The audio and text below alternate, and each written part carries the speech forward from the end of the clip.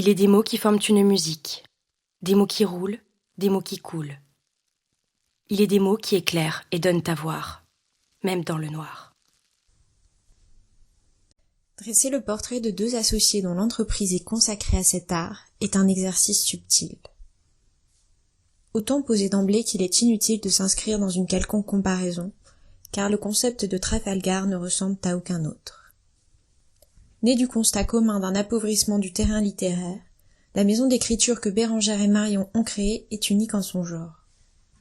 Pour témoigner de la réussite de ce pari, il suffit de se pencher sur les nombreux hommages rendus par les clients et clientes qui sont passés sous la plume de ces portraitistes et qui ne tarissent pas d'éloges sur l'expérience Trafalgar.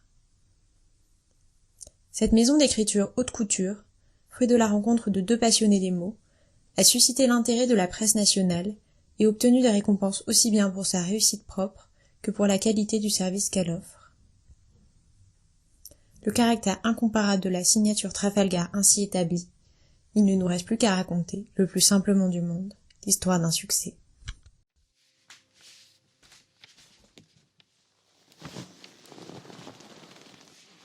Les progrès techniques repoussent leurs frontières à une allure telle que demain semble hier. Ici, l'on cartographie les fins fonds stellaires et là s'élèvent des tours toujours plus altières. Tout commence lorsque Marion, encore étudiante, se lance sur son temps libre dans l'écriture de portraits de Lyonnais de moins de 30 ans à la tête d'initiatives singulières. Passée par Hippocagne avant de mener de front études littéraires et commerciales, elle aspire à rendre un juste hommage aux jeunes talents qu'elle trouve souvent trop banalement mis en valeur. Très vite, le webzine sur lequel elle poste ses premiers portraits attire l'attention, et parmi les curieux se trouve Bérengère. Après des études en communication, cette dernière est passée par Marie-Claire, Warner Bros et Paulette Magazine entre autres, bousculant tout sur son passage pour la plus grande satisfaction de ceux et celles qui ont travaillé à ses côtés. Toujours à la recherche du prochain défi à relever, c'est devant les portraits dressés par Marion qu'elle s'arrête et met ses compétences à disposition. La rencontre est un coup de foudre professionnel, Trafalgar Maison de Portrait est née. Nos bons algorithmes règnent en maîtres mutiques et ils nous abreuvent sans cesse de métriques. Nous y enchaînent, hélas, aux seins les plus privés, à ces compteurs de « j'aime ». Nos yeux sont rivés. Prolifèrent dans leur sillage les mots coquilles, semés en un cimetière de l'inspiration pour plaire à Google, avoir son approbation. Les blogs scintillent comme une mer de pacotille. Très vite, les premières commandes de portraits fusent, et la maison pensée par Bérengère et Marion s'agrandit d'une véritable équipe de portraitistes. Ces deux directrices mettent en effet un point d'honneur à ne pas sous-traiter leur réalisation à des rédacteurs freelance et à internaliser le savoir-faire littéraire. Parmi ceux et celles-ci, on trouve notamment un scientifique et un sociologue de formation, venus enrichir de leurs différences cette maison qui croit au talent brut et à la passion. Dans le même esprit, la parité y est presque parfaite, mais pas recherchée. Car comme le rappellent Bérengère et Marion, le talent n'est pas plus genré que le mot portraitiste. Qu'il se sent donc à l'étroit, cet homme nouveau. Les mesures obsédantes ont sanglé sa pensée. Elle s'enrichit de chiffres et s'appauvrit en mots. Elle comprend tout, mais ne peut plus rien exprimer.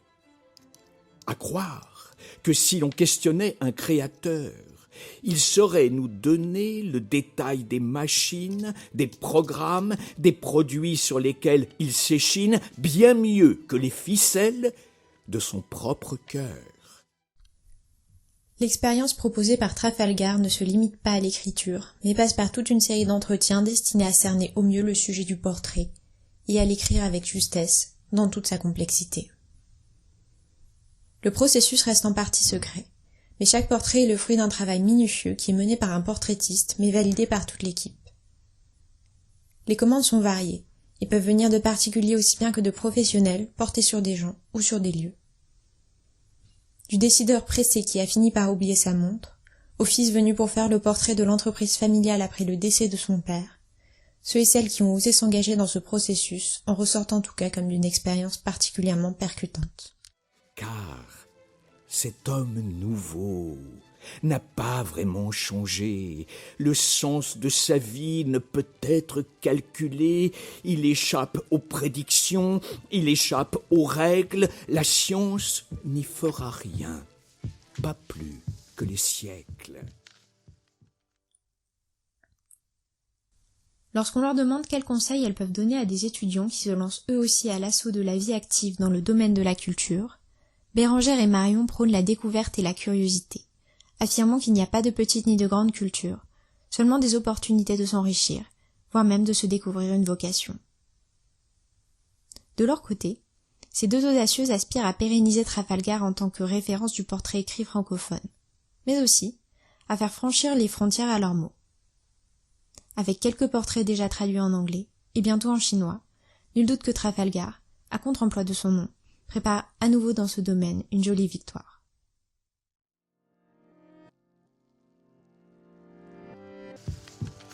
L'on pourrait en pleurer, ou l'on pourrait en rire. Au 21e, il faut encore écrire.